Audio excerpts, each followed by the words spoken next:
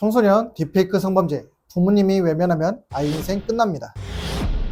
변호사님, 우리 애가 친구 사진으로 장난 좀 쳤다는데 설마 진짜 성범죄자가 되는 건 아니죠? 저는 이 질문을 한 달에 수십 번 듣습니다. 그리고 매번 같은 대답을 드려요. 네, 가능성이 매우 높습니다. 단순 소년 사건으로 끝날 거라고 생각하셨다면 지금 바로 그 생각을 바꾸셔야 합니다. 성폭력 처벌법 개정으로 초범인 중고등학생이라도 재판에 넘겨질 경우 아이의 이름과 주소, 전과 기록이 성범죄자 신상정보 등록 대상이 될 수 있어요. 신상 공개는 안 되지만 취업과 사회생활 전반에 평생 따라다니는 기록입니다. 장난이었다고요? 판검사는요, 그 말을 듣지 않아요. 그런데 저는 오늘 이 말도 함께 드리고 싶습니다. 방법이 있습니다. 지금 이 순간 부모님이 어떻게 움직이느냐에 따라 결과가 완전히 달라질 수 있어요. 지금 당장 해야 할 것 3가지입니다. 첫 번째, 피해자와의 합의는 직접 하면 안 됩니다. 두 번째, 반성은 행동으로 보여줘야 합니다. 세 번째, 학교 절차와 형사 절차 동시에 관리해야 합니다. 이 영상을 끝까지 시청해 주신다면 반드시 희망의 끈을 잡으실 수 있을 겁니다. 최근 들어 제 사무실 상담 건수가 눈에 띄게 늘었습니다. 그런데 부모님들이 공통적으로 가장 당황하시는 게 하나 있어요. 어떻게 알았지? 적발 루트는 생각보다 훨씬 가까운 곳에서 시작됩니다.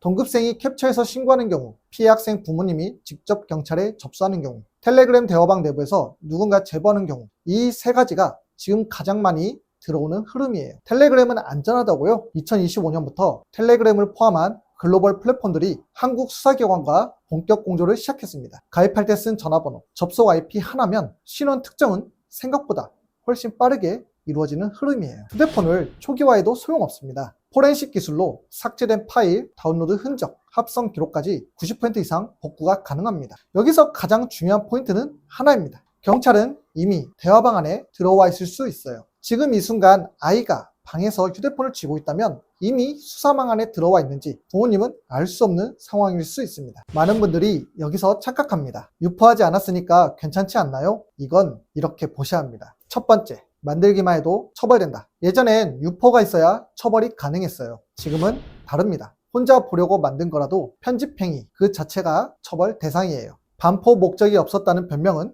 이제 법정에서 통하지 않는 흐름입니다. 두 번째, 보기만 해도 처벌된다. 저장하거나 소지하는 것만으로도 3년 이하 징역 또는 3천만 원 이하 벌금이 적용될 수 있어요. 영상 하나 다운로드한 게 범죄가 되는 시대입니다. 세 번째, 학교에서도 끝나지 않습니다. 청소년 딥페이크 처벌은 형사 절차로만 끝나지 않아요. 학교폭력위원회에서 최고 수위인 구호 처분, 즉 퇴학이 내려지는 사례가 최근 급격히 늘고 있습니다. 생활기록부에 기재되면 국내 대학 입시는 사실상 막히는 흐름이에요. 형사 전과, 신상정보 등록, 학교 퇴학까지 장난 한 번이 아이의 인생 전체를 흔드는 사안이 될 수 있습니다. 청소년 딥페이크 처벌에서 결과를 가르는 건 딱 하나입니다. 초기 대응을 어떻게 했느냐. 수사 초기 진술 한 번이 이후 모든 걸 결정합니다. 당황해서 아이를 다그치거나 피해자에게 직접 연락하거나 무작정 휴대폰을 수사기관에 넘기는 건 절대로 하시면 안 됩니다. 특히 피해자 직접 접촉은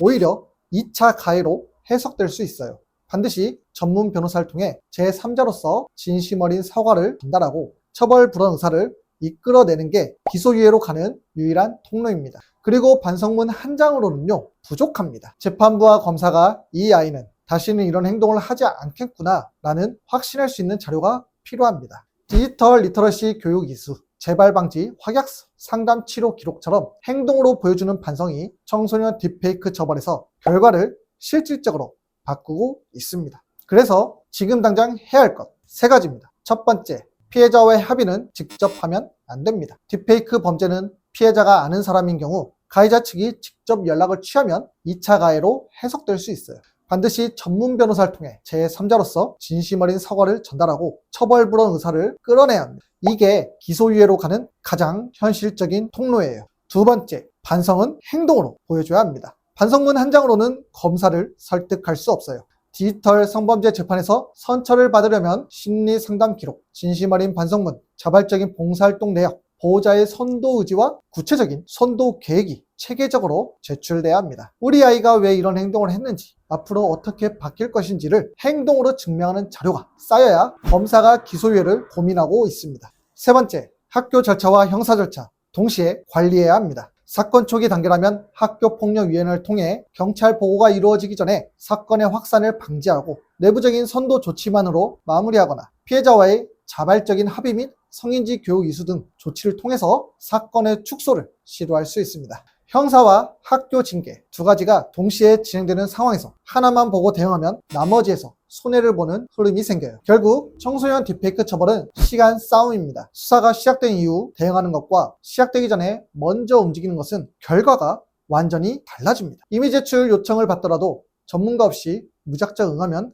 안 돼요. 범죄 범위에 해당하는 부분만 선별적으로 대응하는 것. 이게 초기 방어의 핵심입니다. 부끄럽다고 숨기지 마세요. 부모님이 지금 용기를 내어 전문가를 찾는 것. 그게 아이가 성범죄자로 낙인 찍히는 것을 막는 가장 현실적인 방법입니다. 오늘 이 영상이 불안한 부모님께 조금이라도 도움이 됐으면 합니다. 아이의 실수가 평생의 낙인이 되지 않도록 지금 바로 움직이셔야 합니다. 더 자세한 내용과 실제 사례가 궁금하신 분들은 고정 댓글에 있는 블로그로 방문해 주시고 영상이 도움되셨다면 구독과 좋아요 부탁드립니다.